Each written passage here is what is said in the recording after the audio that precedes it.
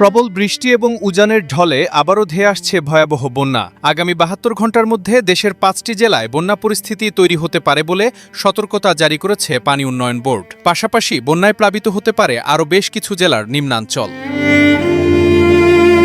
পানি উন্নয়ন বোর্ডের বন্যা পূর্বাভাস ও সতর্কীকরণ কেন্দ্র সোমবার এক জরুরি বার্তায় জানিয়েছে যে আগামী ৭২ ঘণ্টার মধ্যে দেশের ৫টি জেলায় স্বল্পমেয়াদী বন্যা দেখা দিতে পারে।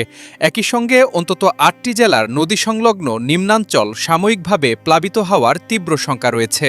মূলত আগামী ৫ দিন সিলেট, ময়মনসিংহ ও চট্টগ্রাম বিভাগসহ ভারতের ত্রিপুরা প্রদেশে ভারী থেকে অতি ভারী বৃষ্টিপাতের পূর্বাভাস রয়েছে। আর এই টানা বৃষ্টির কারণেই নদীর পানি অস্বাভাবিক হারে বেড়ে এমন ভয়াবহ পরিস্থিতির সৃষ্টি হতে পারে বলে আশঙ্কা করা হচ্ছে। এদিকে এই বন্যা পরিস্থিতির পেছনে বড় কারণ হিসেবে কাজ করছে একটি স্থল নিম্নচাপ।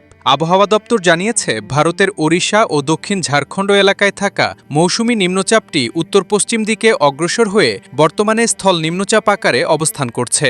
এর প্রভাবে আগামী ২৪ থেকে ৭২ ঘণ্টার মধ্যে বান্দরবান, কক্সবাজার, ফেনী, চট্টগ্রাম ও খাগড়াছড়ি জেলার নিম্নাঞ্চলে পানি ঢুকে বন্যা পরিস্থিতির উদ্ভব হতে পারে। এছাড়াও বৃষ্টির কারণে লক্ষ্মীপুর ও নোয়াখালী জেলার নদী তীরবর্তী নিম্নাঞ্চলগুলো সাময়িকভাবে পানির নিচে তলিয়ে যাওয়ার চরম ঝুঁকি রয়েছে।